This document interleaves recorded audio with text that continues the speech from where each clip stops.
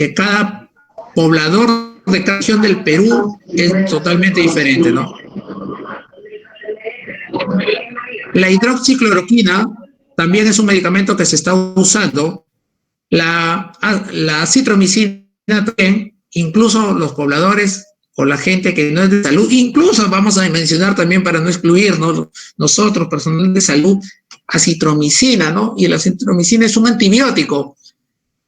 ¿Y qué tiene, no? Primera pregunta, ¿no? Por ahí, para discutirla también en el tratamiento, celecoxib se usa en una enfermedad reumatológica, también se utiliza reumatológico. El tocilizumab, ¿no? También se están haciendo estudios sobre ello, un poco caro el medicamento, 1.300 soles cada ampolla. La pronación, que es poner al paciente la persona boca abajo. La oxigenación, ¿no? Que es elemental esto.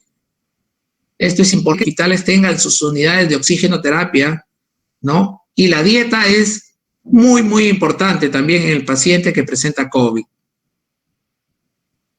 96 pacientes, 63 años, ¿no? 5 personas, 26 personas, de 41 a 60, 48 personas, el 50% de 61 a 80, 12 pacientes y de 81 a más 5 pacientes. Las comorbilidades más frecuentes, diabetes, asma, sobrepeso, ¿no? Faltaron mencionar ahí a 7 pacientes con hipertensión arterial, pero de este grupo etario, ¿no? De 41 y un niño menor de 20 también que le dio COVID con hipertensión arterial.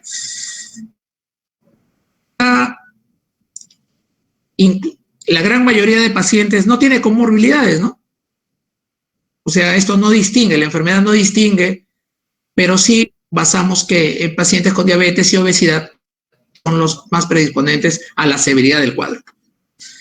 Dentro de la mortalidad de estos 96 pacientes, lamentablemente fallecieron 4, 2 hombres y 2 mujeres, 2 varones, con uno de 51 años con diabetes mellitus, 53 sin comorbilidades, 2 mujeres, una de 63 años con obesidad y un paciente de 92 años con enfermedad renal crónica.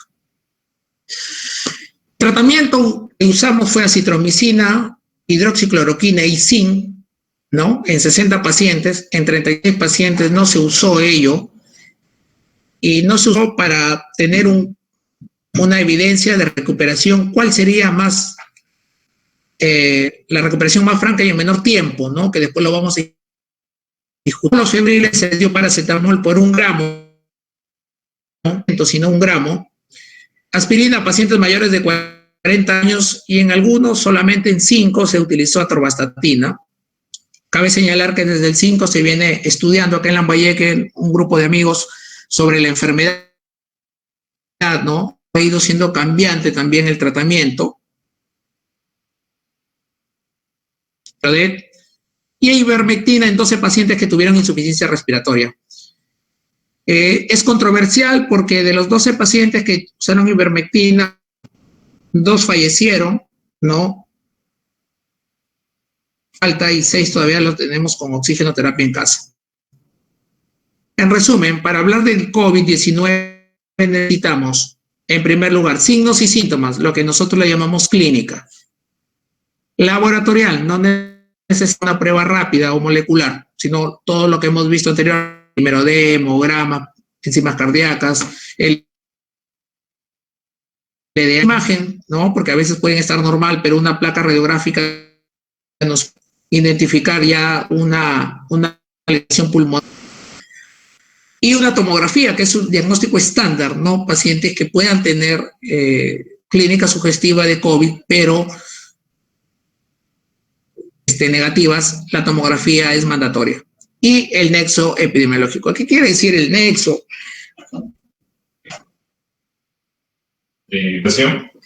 Tenemos un paciente. Desactivar la cámara. ¿Se desactivó? Hay que desactivarla. Se ha mejorado la calidad de audio. Puedes continuar, por favor. doctor Plinio. Muchas gracias. Ahora, no hay problema, porque durante la exposición vamos a repetir ciertas cosas que hemos dicho hasta acá. El COVID-19 se basa en el criterio clínico, signos y síntomas, laboratorial, no necesariamente las pruebas moleculares y rápidas, el imaginólogo, radiografía de tórax y el gold estándar, la tomografía en pacientes que no han tenido la prueba rápida como positiva, sino más bien al contrario, como negativa, y el epidemiológico, que es importante, porque si tú tienes a un familiar que vive contigo o a un compañero que tiene ya diagnóstico de COVID y la otra persona tiene los mismos síntomas, ¿no? O síntomas que ya hemos mencionado, como tos, dolor de garganta, malestar general, mialgias, o sea, dolor de los músculos, diarreas, entonces hay que tratarlo como COVID, ¿no? Entonces, para poder diagnosticar precozmente la enfermedad y darle el tratamiento oportuno para evitar las complicaciones. Ahora vamos a entrar lleno, ya eso ha sido la casuística de Lambayeque, ahora vamos a entrar de lleno, lo que dice las guías mundiales o las descripciones mundiales de la enfermedad, y todo vamos a resumir en el daño que causa en el organismo el SARS-CoV-2. Entra, hace una invasión viral, y esa invasión viral va a activar dos sistemas principalmente.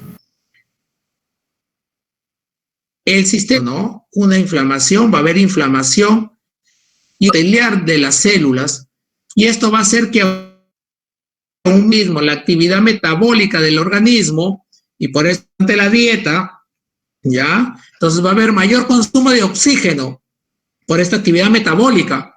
Y si nosotros, por ejemplo, se me ocurre, por dar un ejemplo, vamos a dar papa, el oxígeno va a ir a degradar esa papa, no va a tener mayor hipoxia el paciente, ¿no? O sea, la dieta tiene que ser baja en carbohidratos basados en este principio. La inflamación va a desencadenar que las células T, los linfocitos T y los macrófagos, ¿no? Liberen la tormenta de cytocinas, otro punto importante en la fisiopatología de la COVID-19 que se está desarrollando, ¿no? Los estudios y basados en la interleucina 6 que comanda este proceso inflamatorio junto al factor de necrosis tumoral.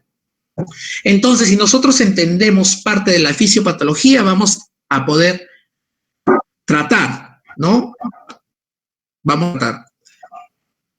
Este macrófago a la vez va a hacer que la activación del sistema inmune, por lo tanto, se va, en este caso el miocardio va a tener una lesión miocárdica, una miocarditis, ¿no?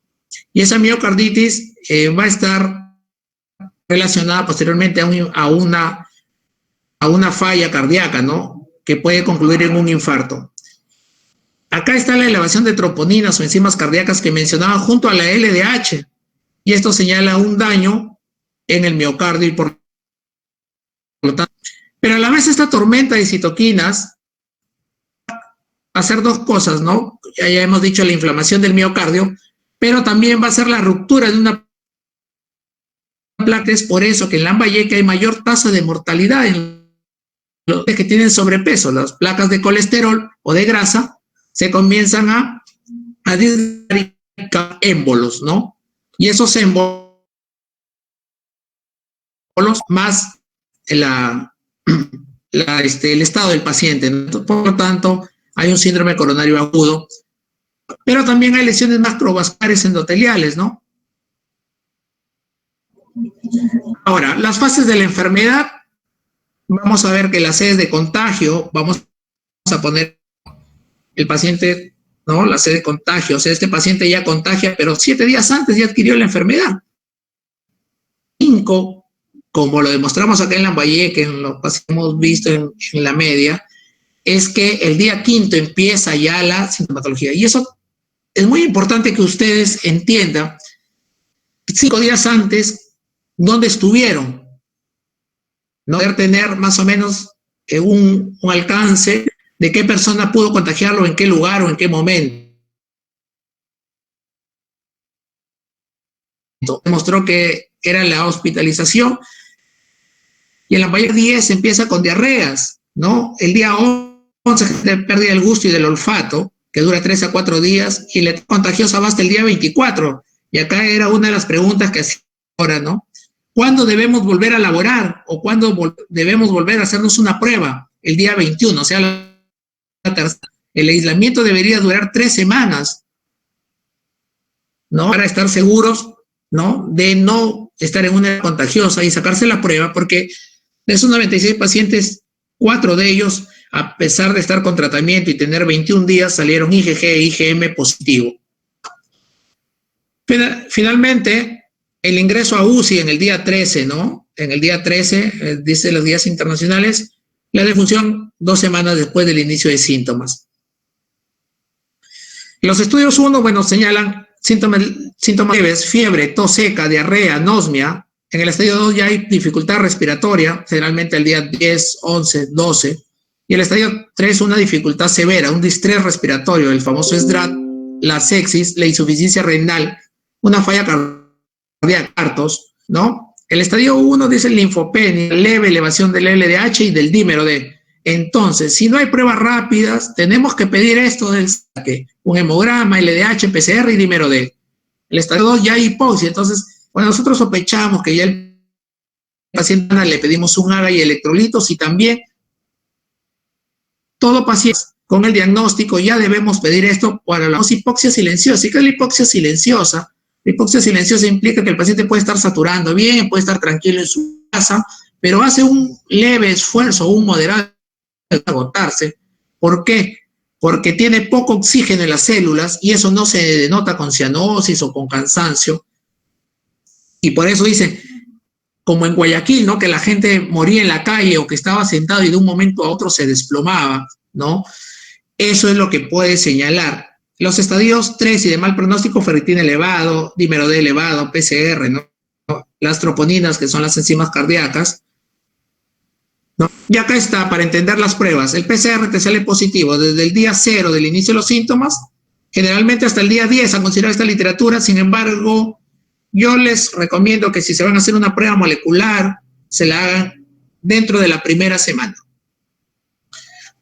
¿no? Es lo más efectivo. Las inmunoglobulinas empiezan a elevarse desde el día 8, 9.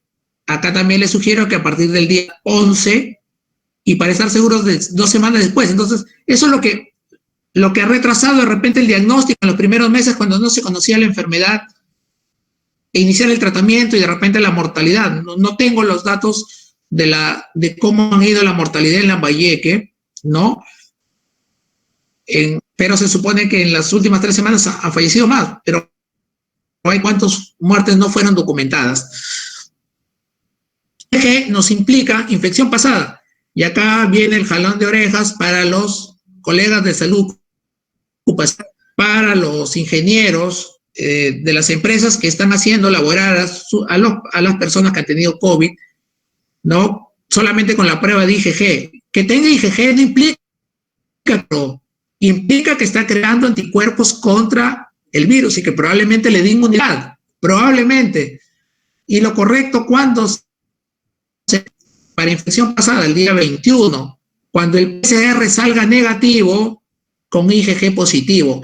Ese debería ser el criterio único de que el paciente está sano o la veracidad. O 21 o 28 días para decir presumiblemente que el paciente con IgG solamente ya está recuperado. Y los periodos pues se clasifican de ventana, estadio temprano, fase activa, fase final, infección pasada. Un poquito el cuadro que, bueno, que ayer creo que un paciente sano implica que PCR, o sea, la prueba molecular, las pruebas rápidas salgan negativos. Periodo de ventana implica que el paciente o la persona no tiene síntomas, pero salió positivo al hisopado. Estadio temprano de la infección, IgM con PCR. Fase activa, las 3 positivas. Fase final de la infección es lo que yo les decía. IgG positiva quiere decir que no haya enfermedad. Puede que haya y esté en etapa final. ¿Que pronto va a recuperar? Sí, pero si lo mandas a laborar o si sales porque tienes sin hacerte la prueba molecular, o si que pase 21, 20, 28 días, probablemente vaya a contagiar la etapa final de la infección. El paciente siente mejoría, suele salir, dice, de alta, sin embargo, IgG M positivo, solamente positivo y confirmar con el PCR. Solo cuando tienes IgG positivo con PCR negativo, el paciente está curado, ¿no? Y cuando tengas IgM con IgG positivos en la parte final de la evolución, confirmar con el PCR si es que está curado o está en el... Hay otro cuadro que nos va a indicar, ¿no? Que es más de lo mismo en el PCR molecular, pero nos va a indicar a nosotros para la terapia. Vemos que los días de infección empieza el día 1, pero el día de los síntomas es entre el día 5 y el día 6, que inicia con fiebre y tos generalmente, pero ya hemos dicho que la valla que puede haber malestar general, cansancio con diarreas. El diete del inicio de los síntomas presenta, pero si se dan cuenta estamos en el periodo intermedio o activo el día 11 de la enfermedad, y este es un parámetro importante para el uso de corticoides, ¿no? Para el uso de corticoides en los pacientes, de los 96 pacientes que hemos visto, incluso en los que tienen insuficiencia respiratoria, no se usó corticoides en 4 pacientes, de acuerdo a este cuadro de los días que vamos a ver, y el día 14 entra a la etapa ya crítica. Entonces, entre el día 5º, 6º del inicio de síntomas al día 10 de los síntomas, hay varias cosas, ¿no? Entre ellos, ya empieza la profilaxis trombótica, entonces ahí ya se comienza